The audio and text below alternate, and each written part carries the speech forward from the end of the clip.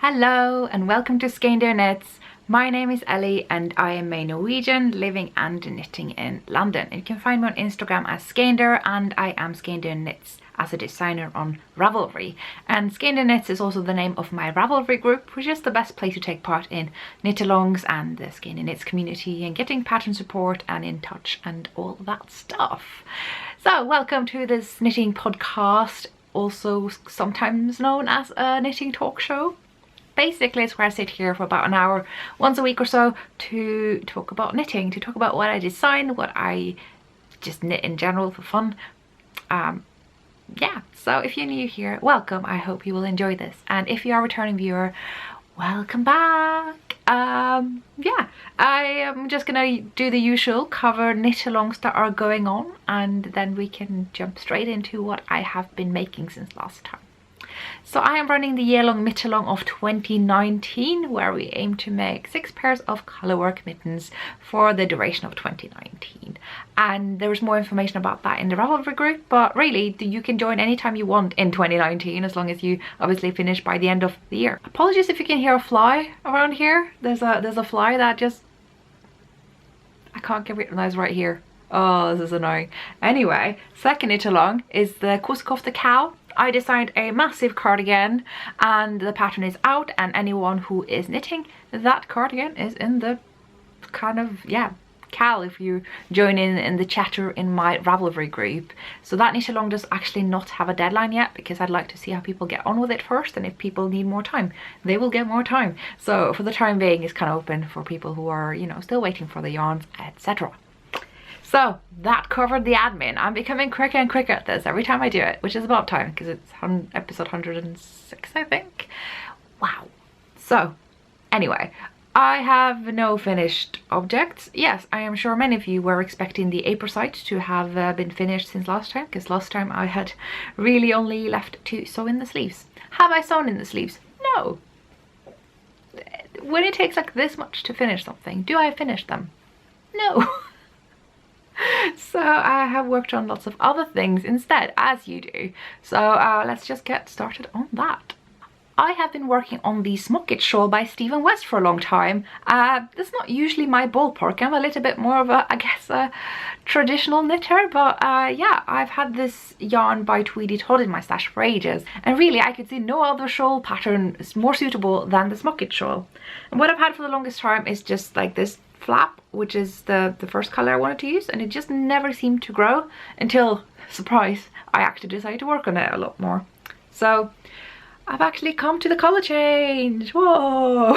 So yeah, that's the most exciting news that we have on this front right now. I powered through this first bit on May 17th, which I'll talk about a bit more at the end of the episode, and managed to get to the striping section, which looks a bit weird when it's bunched together. It doesn't look very stripy, but I think it's supposed to get quite stretched out when you block it, because the row gauge of the rib section at the top here is a lot it's a lot longer here, and it kind of bunches together with the double garter. So I think you need to stretch it out, especially when knitted on the border, which is going to come kind of along the increase line here, and where there's no increases here, it's just kind of flat. So that's kind of gonna create a kind of sideways crescent shape.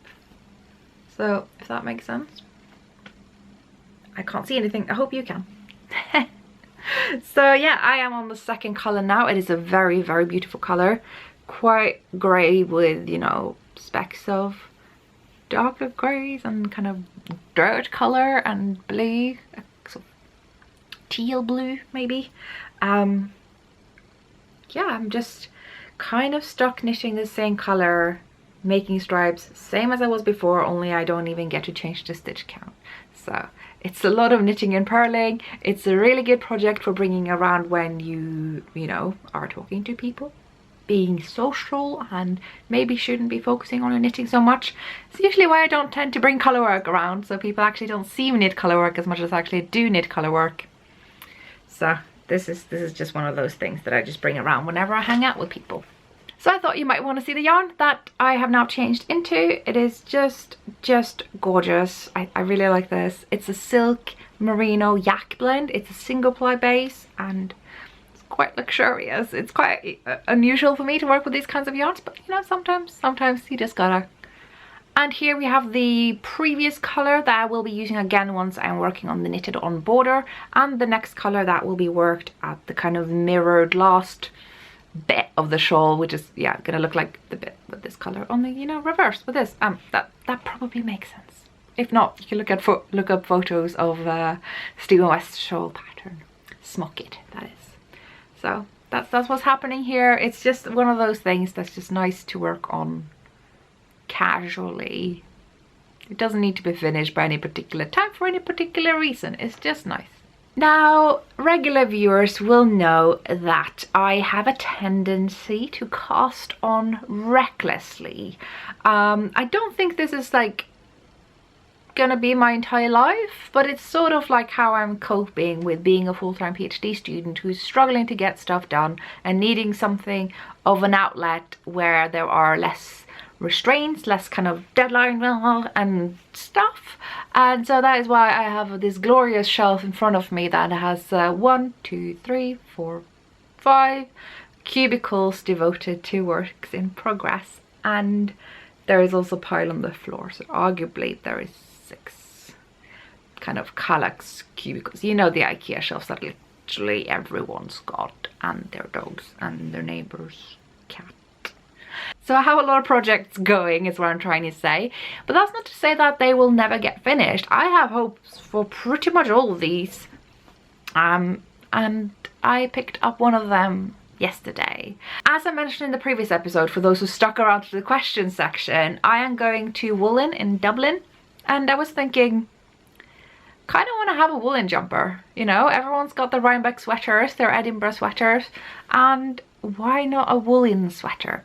And so rationally, for a change, I thought, well, what if I finish something from active projects, right? It's more likely to be finished in time for woolen, and I will get one project finished from the piles. And yeah, so that's what I did. I thought, you know what? Tenya by Caitlin Hunter could be finished very quickly on the knitting machine. So when I started Tenya, I wanted to use Wollmeister lace. Now Wollmeister lace is a very fine yarn, but arguably more of a light fingering than an actual lace yarn. If you look at this, I would say lace is finer than this, but it's definitely finer than your usual fingering weight, which is what the pattern recommends. So I decided to use Wollmeister lace, but at a tighter gauge going up in size.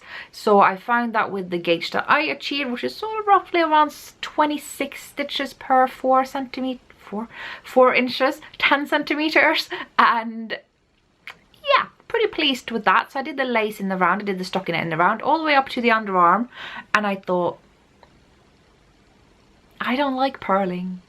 Surprise, surprise, everyone knew this. Everyone's like, oh, we know this, Elio. Anyway, so that became a UFO. I didn't want to knit back and forth for, you know, the underarm for the back and then for the front. Don't particularly feel like steeking superwash yarn. I have done it in the past, but it does mean getting the sewing machine out. It means that things will get a bit tighter where you sew, and I'm just not feeling it. So I figured out, now that I've worked out the machine, I'm quite comfortable with doing the very basics with it. For instance, I have made Boxy by Joey Locatelli, where I did all the stockinette flat except for the sleeves, the garter up here, the neckline, and the bottom rib. So that worked out really well. I mean, when you make mistakes in the machine, it doesn't work out so well, and goodness me, does that happen. But yeah, the more I do it, the more comfortable I am with kind of going a bit rogue and trying out other things. And I figured, if I can just work out how to hook an active project onto the needles and continue knitting it flat, which is exactly what I would be doing by hand anyway, and even better, if I could work out short rows on the machine so I can do the shoulder slope, this could happen. And I already know how to shape necklines because I've done the Renee Callahan East London Knits sweater tutorial, or at least halfway through, and it's on a Blueprint, formerly known as Craftsy, if anyone's curious. It's a really good learn how to use a knitting machine tutorial, and you end up with a sweater in the end, which I would have if I'd finished. So knowing all of that and having true friends on, you know, my speed dial, so to speak, who could tell me whether I was doing something right or wrong, I went for it. So I split up the front and the back to 2 different needles. What's the deal with this fly? Why did you... I hope you guys can't hear it. This is going to be one of those cases where you guys think I'm crazy for hearing stuff that you can't hear. Anyway, so once I had it separated to 2 different needles, I could hook the stitches on the back needle onto the machine. Basically what you do is you take this transfer tool, which looks like something the dentist would have, put it into the stitch, transfer the stitch onto the kind of lobster claw needle of the machine, which represent every stitch. So 1 lobster claw, I don't know why I'm doing this, per stitch. So it's a bit tedious, but you know, you get it done and then it's all hanging there. And I started with increasing for the underarm. That's kind of just what the pattern says that you should do, so I did it for as much as I should have. The best way to increase on the machine is a lifted increase, and you do it on the purl side. So if you're comfortable with a lifted increase on the purl side, off you go. So I did that, and then I worked up for the length that I figured I would need. Going by my knitting machine swatch, and the one that looked most like the gauge that I was already knitting with by hand, I managed to get row gauge from that, and using that row gauge to calculate how many rows to knit, because knitting machines stretches your work a lot, so you can't really know how long you're knitting without actually looking at the row counter and knowing what that will mean in centimeters or inches, depending what you prefer. So you have to know these things in advance, and so I have to calculate that. Not terribly hard, especially if you design. So I got that done, and I managed to do the short row shaping, which was so much easier than I'd ever thought. I have a friend down in South London who has several knitting machines, and she showed me how she does it for like heels and toes, and I was like, it's gotta be more than that. Surely when you do that, you're just knitting back and forth and you're creating gaps. Like, that can't be right. But yeah, no, the way you do it is it looks a lot like knitting front and back, but you're actually making German short rows on the machine. And German short rows are my favorite short rows, so I am all on board with this. And so it wasn't hard at all to kind of translate this hand knitting pattern into machine knitting pattern. And I'm really pleased to have kind of developed my knitting machine skills a little bit further with this project as well. So chatter aside, I want to show you what I have made in the end. So you will no doubt remember, if you watched my podcast last summer, the bottom. There's beautiful lace. It looks very pretty because I actually got quite impatient and wanted to block it. So that is why you will see a bit of a change between the stockinette up here and the one further down, because the bottom has been blocked and the top has not. That's just hand knit. And once I give that a soak, it'll be fine. But what I'm really pleased to find is that the difference between the blocked and the non-blocked hand knitting is a lot more pronounced than the difference between hand knitting and machine knitting. Like, that is a lot more subtle. You can barely see it. Right, it should be happening somewhere on this line where my finger's going here, because that was when I started working on the machine. And I have since done a double, what do you call it? Double, triple needle bind? 3 needle bind off, yeah, that's the word, on the inside. So the shoulders have been bound up together. I have picked up from the neckline and knitted that in the round by hand. So if this was meant to be a tank top, it will be done. So yeah, I am just really pleased with this. Like I said, I'm using Wollmeise lace. It's the Poison colorway. It's the darker shade of Poison. They do several kind of lightness shades of their colorways, because Wollmeise is just amazing like that. And yeah, I'm really pleased with the gauge. I think a 26 stitch gauge is really nice for Wollmeise lace. Like, it's arguably a little bit see-through, but I think this is pretty good for a superwash merino with such a proper, you know, twist and ply, which is kind of what Wollmeise is known for, apart from their amazing colorways, obviously. I'm a bit worried that the neckline is going to grow, because that's what my boxy did, and it's a very similar neckline and construction in general. But when I do this, it's not much give, so I'm quite hopeful it will stay this way. Not that I've tried, well, I have tried actually, if I get it over my head, and I can, and I'm pretty happy with this kind of neckline. So we hope it will stay this way. I try to do it tightly with my flexible bind off method. So if you do that but do it tightly, I think it will be less tight than the too tight method. stuff you didn't need to know. Sometimes I feel like half this podcast is just me thinking out loud and you guys having to figure out what I mean. So, oh yes, so you can see there are some increases happening under here. I don't know if you actually can, but there are more stitches occurring just under the arm. I don't know why some patterns do this when it's a drop sleeve shoulder design. Drop shoulder sleeve. Boxy did that too, but at the time I wasn't super confident on how to do that, and my Boxy was already using up most of the needle bed, so I didn't do that. But yeah, I've done it here. It's just really successful. There's like very little that actually went wrong with it. You can see the shoulder slope, successful short rows right there. The only thing of caution is if you do short rows over such a wide width, which arguably these shoulders are, you're gonna have to move those like little claw weights further on, or like add more. I have a lot of claw weights because I'm quite paranoid about dropping stitches. So once you have the claw weights, I'm gonna show you what they are. And you always have to hang these at the very edge of your knitting so that the edge doesn't drop off, because it's the part that's most likely to drop off. But that edge will obviously move as you do short rows, because you're not going to be working from the far edge all the time. So you have to kind of make sure you always have some claw weights hanging from there. Yeah, they're not as fancy as Amy's fork weights that she's got for her sock machine. It's just like a pretty functional, like, yeah. Knitting machine talk. I don't know how many people are here for that, but I think a lot of people, even if they never think they're going to work with a knitting machine, are quite curious about how they work. Like, I was at a knit night the other week, and I don't know who said this, and if you're watching, I'm not in any way, shape or form trying to make fun of you, but I thought it was a really amusing comment or question, which was, could you just like leave it on running overnight so you can make more jumpers? And I'm like, it was really funny, because like, I think this is like a kind of joke that knitting machine enthusiasts will use amongst each other. Like, oh, people think they could just push a button and it makes a jumper, lols. And then I'm like, yeah, why would people think that? But I suppose many people think that. And it's kind of like saying that sewing with a sewing machine is like pushing a button and it will make a jumper on its own. Like, that's just not how it works.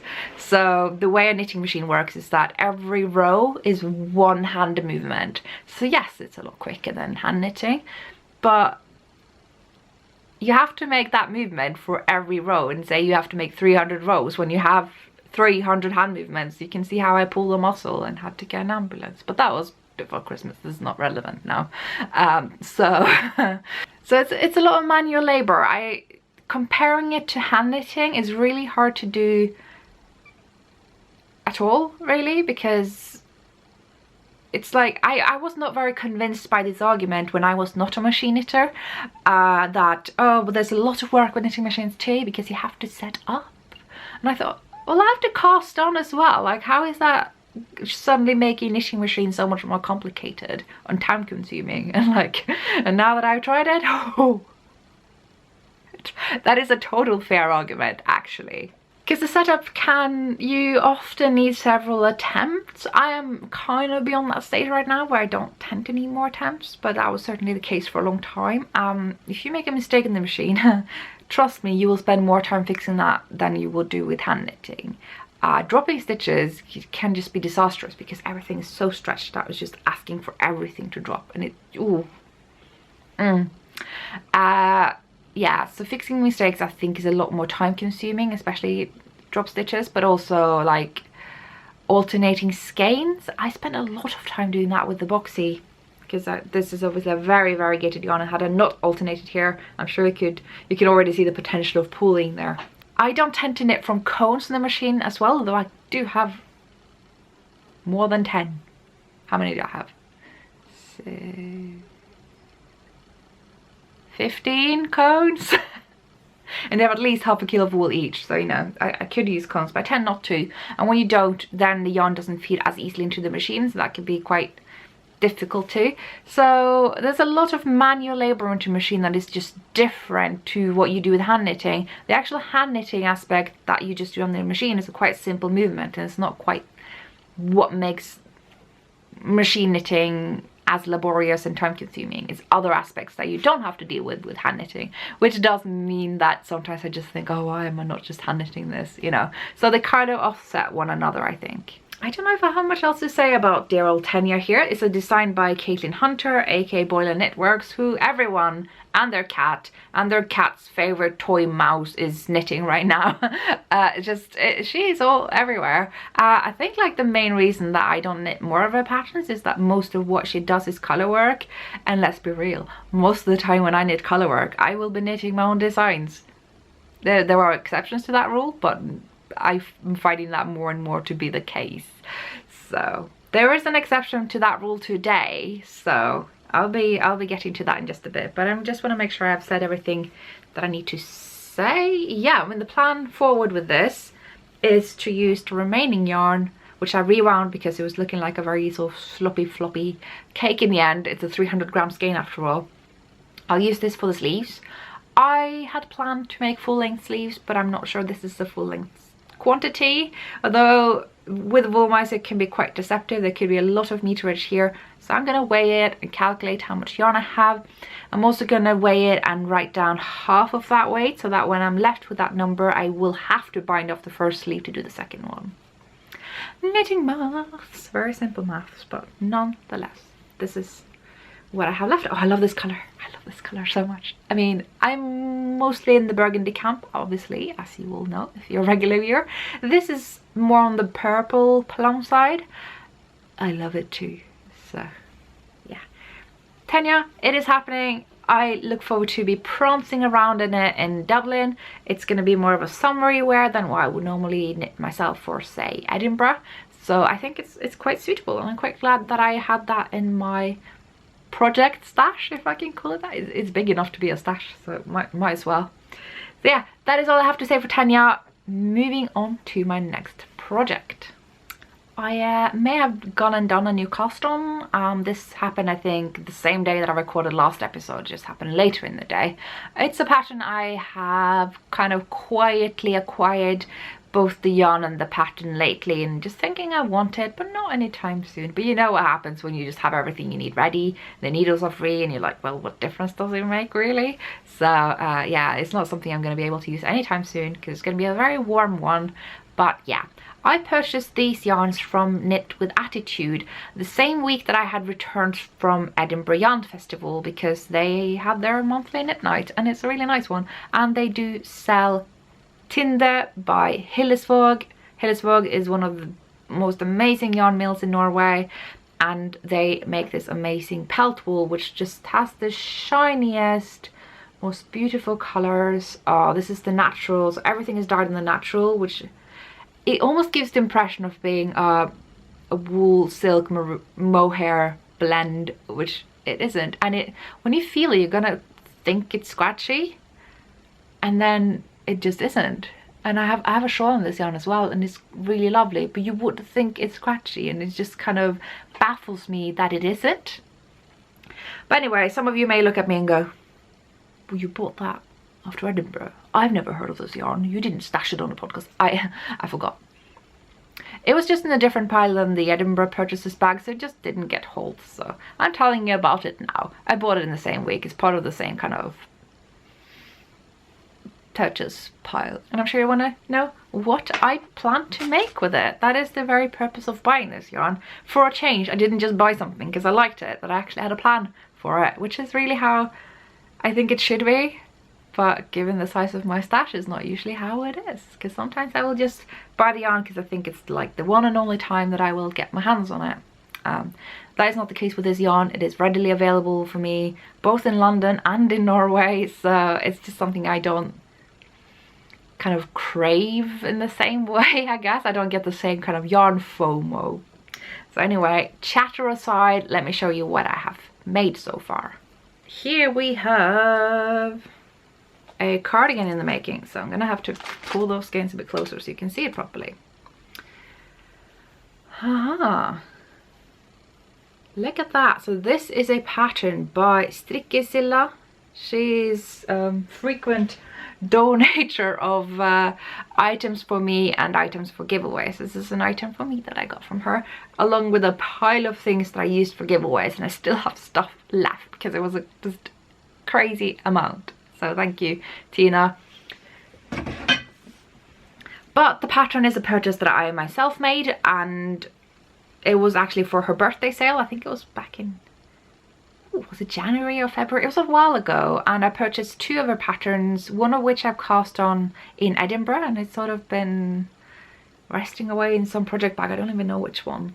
It's just a very basic yoke in Diagilpin Lallan yarn that I just stopped working on for some reason. I don't know. But anyway, I picked up this one, which is going to be a cardigan because there's steek happening. I have no idea what it's like to steek pelt wool. I hope it's sticky enough to just cut through, using a bit of crochet magic, obviously.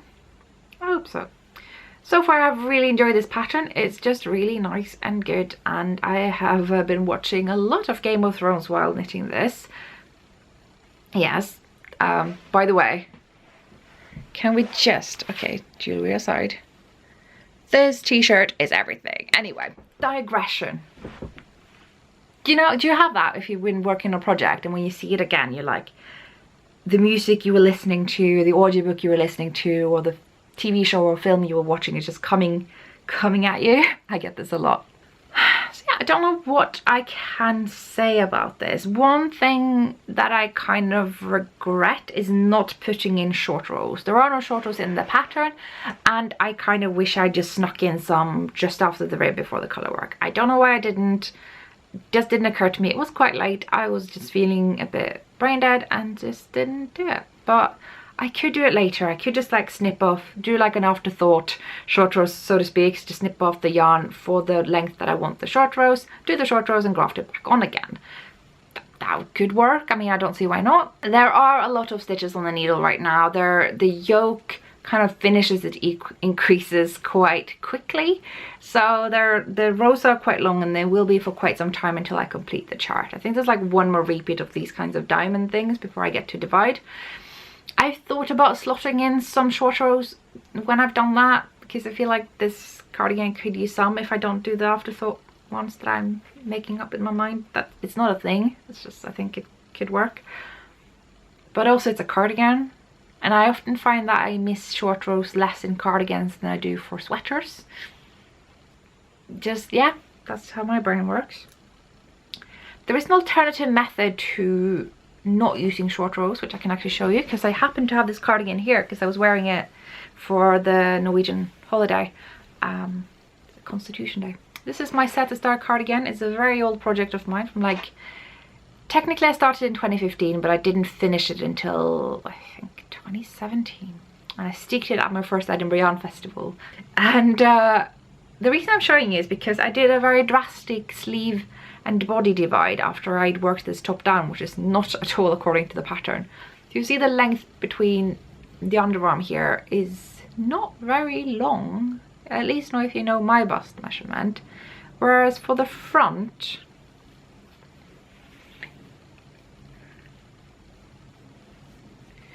it is a lot longer, right? So I did a 60-40 divide, so 60% of the whole yoke, the part of the yoke that was going for the body, 60% of that I put for the front and 40% of that I put at the back, as opposed to the usual 50-50 split most patterns recommend, and mine do as well. I think it's better to go with 50-50, but at some point, you know, when a person is larger, their largerness is more at the chest than at the back, and yokes tend to be larger equally at the front and back, so sometimes it can be nice to do that change, but it comes with some other issues. That is that it kind of becomes a bit lopsided. So it will make the neck rise up, which is why I'm mentioning it for the cardigan where I forgot short rows, because I could just do that and the neck will rise up. Equally, however, the bottom will rise up. So this one sits quite nicely on top of my like upper bum, whereas the kind of front of the cardigan hangs quite low. Yeah, so that, if you want that effect, that is the easiest way to achieve that. Yeah, it's just like take this opportunity to show you a very old project of mine from a time when the colourwork skills were a bit different to what they are now, but it still led to a very nice cardigan that I really need to fix because I tacked down the neckline and it frayed and it's like loose stitches, and it's been like this for like 3 years, 2 years. Anyway, inside, woo, colourwork. That is a nice inside of colourwork for 2015 Ellie. Wow, I'm impressed with post me. And yeah, it's been an incredible number of years and I still haven't sewn on the buttons that I keep in my notions pouch just in case I feel the urge. So yeah, good things to say about this pattern. It is steeked, so I do not have to wear colourwork flat. I appreciate that. I really like how I get to use fairly big needles. It's a 22 stitch gauge for a kind of DK to sport weight yarn. I say that because this is Norwegian yarn. We don't use the yarn weight system. It also does mean that because pelt wool has a bit of drape to it, being a long staple, and because it's a thicker yarn, so you often require fewer rows to get a certain row gauge, it means it will grow a lot faster. I will get the length I want a lot faster than with my usual fingering weight wools, so I am quite pleased with how quick this will be. But more than anything, can we just get a close-up of the colours? Goodness me, I just lost it when I was knitting this. Look at the depth of these colours. My camera is not lying to you. They are so deep. There's so much colour play when it's dyed on top of the natural grey. I can't get over this. It's shiny, it's woolly, oh, it feels lovely. I'm just really losing my composure over this. I just can't even. Yes. So yeah, this yarn I got from Knit With Attitude is I think they do international shipping, so I'm thinking I might duplicate stitch grey over these. I don't get why it was that way in the pattern, other than obviously you don't have to carry 3 strands in around, but something I'm thinking about. Anyway, probably not going to do it because every time I think I'm going to duplicate stitch, I never do, because that's sewing and not knitting, and it's not what I'm here for. But yeah, I'm really pleased to be showing you this. It is one of those cheeky, you know, colourwork knitting that isn't mine, but I just really wanted it. I'm completely and utterly copying Tina's color choices. So you will see in the pattern photo, it's an orange cardigan using PT2, now known as Finude PT2, which you can do. You will get a very nice and light cardigan that way. But she's done a second version in this exact yarn and colorway, and I was like, yep, I am here for this. I want this. I want it exactly this way. I might be short on yarn because like this is all I have about for these colors, and for this I only have 2 more skeins, I think. Yeah, so it could be a bit less than what I need, but I think I will also make it a bit shorter because that tends to just work well with my kind of skirt wearing self. So meh, it will be fine. I have experience with working with very little yarn. You remember my April site where I had this much yarn left, or the Ducot, also this much left. I can rock this. It's fine. So yeah, Embla's Mammajakke by Strikkesilla, aka Tina Höglund. You may know her as the designer of the mini saddle mittens. They were like baby size saddle mittens. I do not know whether this pattern is available in English. You're gonna have to check the Ravelry page for that. But if it's not and you would like it to be, I can't really help you with that. But maybe if you ask Tina very nicely, she might consider it. I think often for designers, it's a lot to do with demand. So if a designer has made a pattern and not made it in a language that many knitters want it to be in, they are more likely to translate if they find that there's a lot of knitters who want it in that pattern, because in that language, sorry, because they may be more likely to translate it when they find that there are a lot of people who would be making use of that translation. Because translations, again, one of those things that I didn't understand when I was not a designer. I didn't get why people just didn't translate to all the languages that they knew. Now I'm realizing it's so much more complicated than that, because like even if I am obviously completely fluent in Norwegian and Norwegian knitting language even, it's not that I can just take my English language patterns and just translate it in an evening and expect that to be accurate. There's just so many risks when you do that. I can even end up copying the numbers wrong, but also just some terminology that I completely miss that ends up not being translated. Like M is abbreviated for marker in English. It's abbreviated for stitch in Norwegian. Row is a word we use in English language patterns, meaning a row. That is used as P or pinne in Norwegian patterns. Pinne means needle, but it can also mean row. So work one needle, work one row. You can see why things get confusing. I am kind of opposed to the pinne thing. I think we can write row in Norwegian. You can write it all. I'm kind of trying to make a change to that because I think it's silly. But we are actually at the end of my works in progress for this week. So the last thing I have to tell you about now is some acquisitions. I have been pretty good lately, I will say, but there's been some acquisitions. Yeah. So I have joined the John Aben Mill. I'm now a Mill member. It's a one-off payment, and from there on you just get a lot of advantages that you can read more about on the John Aben page. But I decided it's about time I become a Mill member. I really like John Aben yarns, and obviously I don't spin, but if you're a spinner as well, they do lots of wool. So all around pretty good, and I thought, yeah, it's only right that I am a member, so I have joined. And when you join, you get stuff. I got a tote bag. I already have one of these that I purchased earlier and I never use it, so this may become a giveaway prize or something. And in here I got the annual with patterns and lots of lovely things in it. I don't know about the availabilities of these patterns outside the annual, so maybe they're exclusive here, maybe they are not. I haven't checked. I also received a needle gauge which has my membership number on it, but I'm not going to show you that obviously. And I received these two skeins. This is a knit by numbers skein, and I have never seen this color before, but maybe I just never paid attention to the pink colors, if they have any. I tend to get stuck on the burgundy and the plum and the teal, because surprise, surprise. So this is knit by numbers mini 65. It's the DK weight. I'm not sure what I'm going to do with the mini, but at least I have it. And it's just, yeah, nice. Really nice, soft. Could be a giveaway again. I think this will be a giveaway because it's a alpaca skein, and I just don't work with alpaca. It's alpaca 223 ply. I don't know why they could make up their minds there, but there we are. 90% alpaca, 10% nylon. It's nice with nylon and alpaca in some ways because alpaca is so drapey and nylon is so bouncy. It can kind of offset one another. But I wouldn't use it for socks. I know nylon is thought to be like a thing you put in yarn to make sock yarn, to make it stronger and kind of stretchier. I wouldn't make alpaca socks because alpaca's just got the complete opposite properties of nylon that you do not want in socks. But oh, it's nice. This feels really nice. The reason I'm not an alpaca fan, by the way, is just because of that drape and lack of memory issue. I actually quite like alpaca. I love knitting with it, and this one feels really nice as well. Usually I find alpaca a bit prickly, but this is lovely. But I do think it might go to the prize or giveaway pile. Just kind of knowing myself and kind of trying to keep the stash down, which is a lost cause, but you know, I'll keep trying. The colorway is pea green.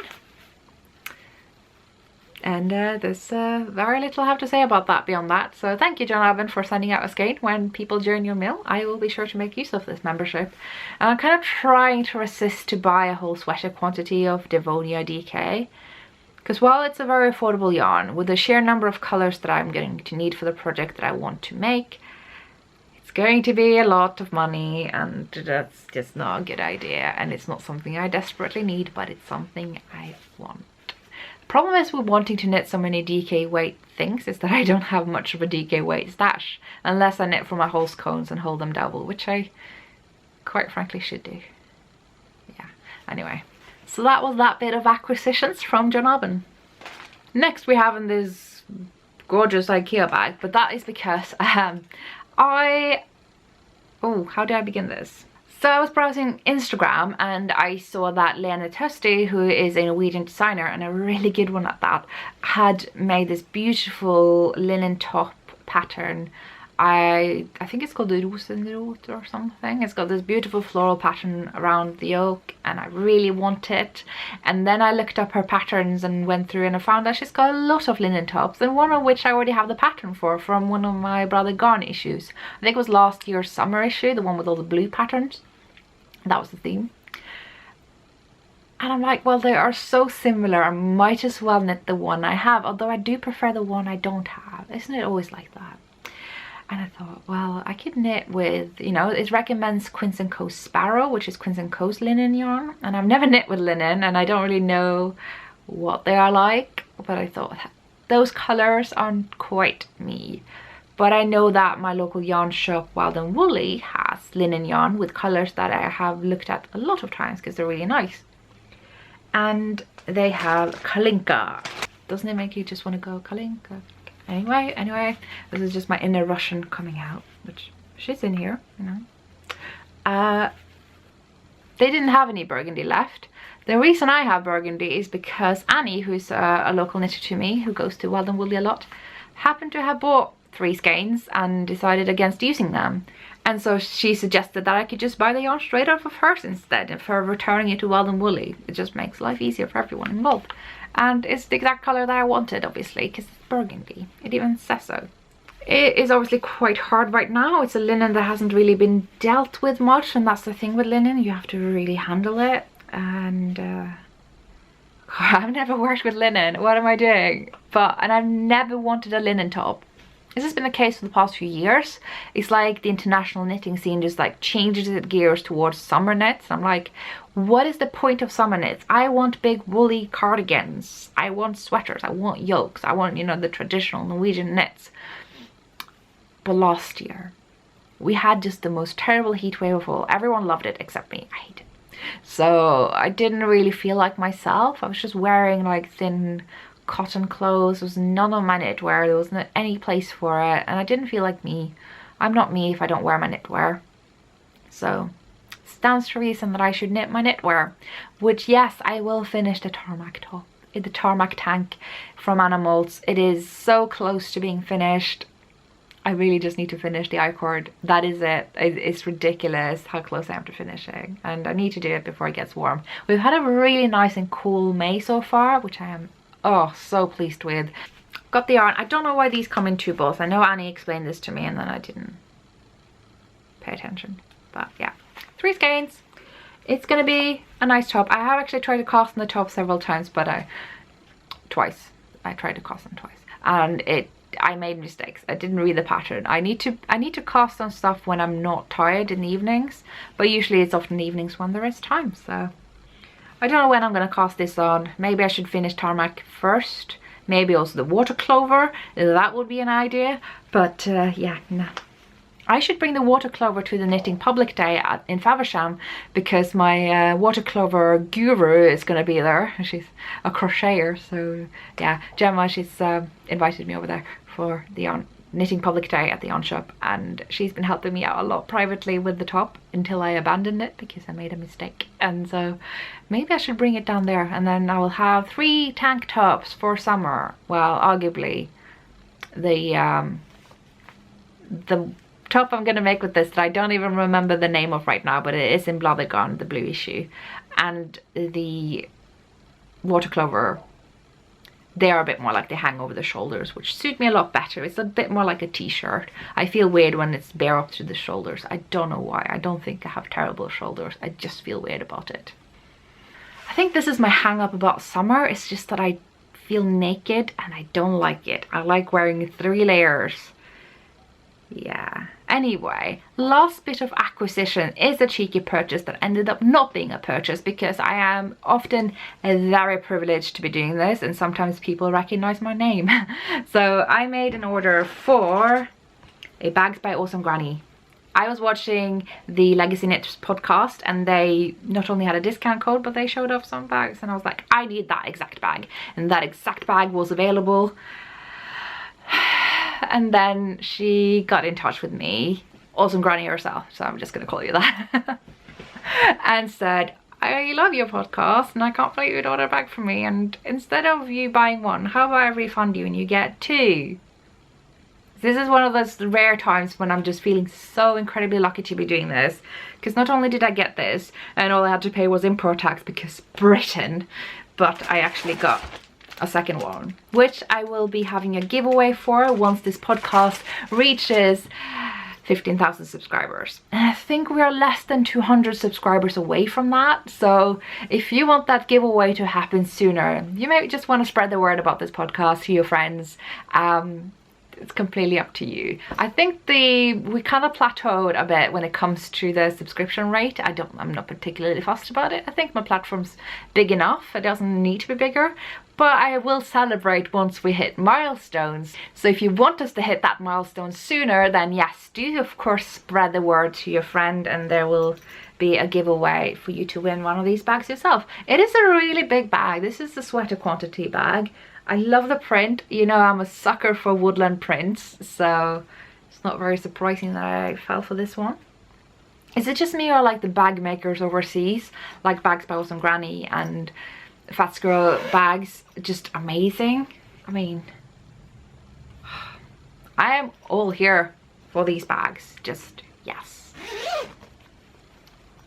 So yeah, there will be a giveaway when we eventually hit 15,000 subscribers, whenever that happens. I mean, even if it happens at Christmas, if we have to wait that long, that is when we will have that giveaway. So yeah, stay tuned for that.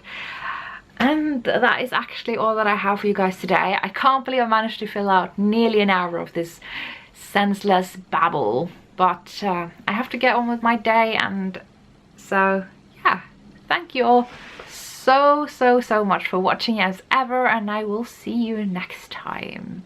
Bye.